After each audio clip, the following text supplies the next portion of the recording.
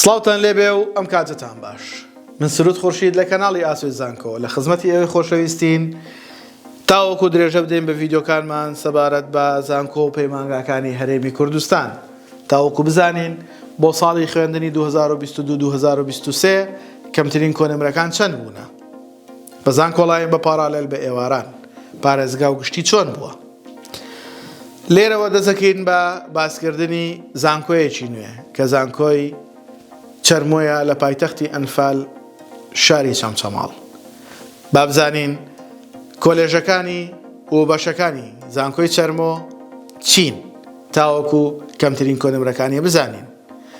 لەم ڤیدیۆیەوە دەست دەکەین بە یەکەم کۆلێژمان کە کۆلێژی زانستە پزیشکی و کردارەکانە. بابزانین بەشەکانی چین و کەمترین کۆنمرە وەرگیراوەکانی چەند بوونە. ئێوەش بۆ وەرگرتنی داتا و زانیاری تا کۆتایی ڤیدیۆ لەگەڵمان بن و زانیاریەکان وەربگرن. یەکەم بەشمان لە کۆلێژی زانستە پزیشکی و کردارەکان لە زانکۆی چەرمۆ بریتیە لە زانستی تاقیگەی پزیشکی. بەڕێزان، ئەم بەشە لقی زانستی وەرەگرێت. زانکۆڵایانی پارێزگا 84.01 و گشتێکەی 91.2. پارالێلی پارێزگا 77.667 و گشتێکەی 87.6. بەشی کیمیای دەرمانسازی لقی زانستی وەرەگرێت 71.35. زانکۆڵایانی پارێزگایە و گشتێکەی 77.5. پارالێلی پارێزگا 65.102 و گشتێکەی 81.167.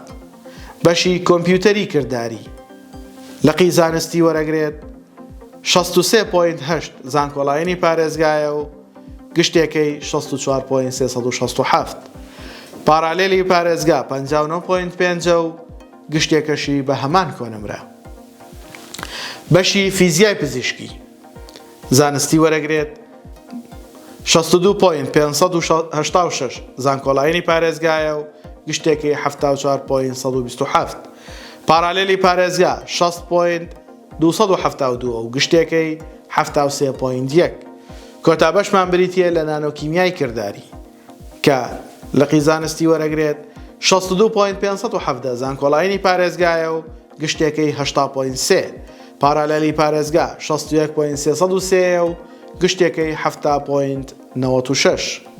بەڕێزانم ئەوەی باسمان کرد بریتی بوو لە کەمترین کۆنمرە وەرگیراوەکان لە زانکۆی چەرمۆ بۆ بەشەکانی لە کۆلێژی زانستە پزیشکی و کردارەکان.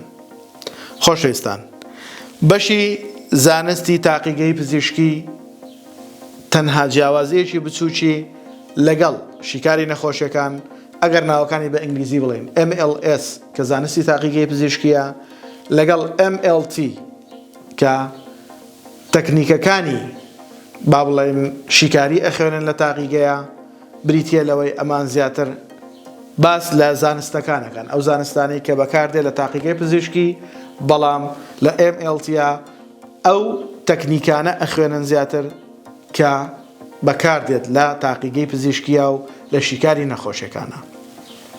و هەروەها زۆر جار پرسیار لە کیمیای دەرمانسازی ئەکرێت. ئایا وەکو دەرمانسازێک ئەتوانێت لە مختبەرەکانە ئیش بکات؟ لە ئەسڵی ئیشی خۆیانە لە کیمیای دەرمانسازی زیاتر ئیشوکاریان بریتیە لە دروستکردنی دەرمان.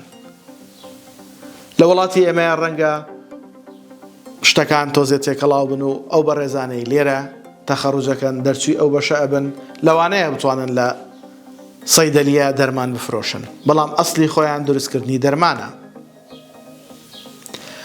لەبەرەوە ئێمە ڕاستە لە هەندێک ڕێنماییە باسی ئەو شتانە کراوە، بەڵام زۆر جاریش ئەو پرسیارانەمان لێکرێت ئایا ئەتوانن لە سەیدەلیە ئیش بکەن؟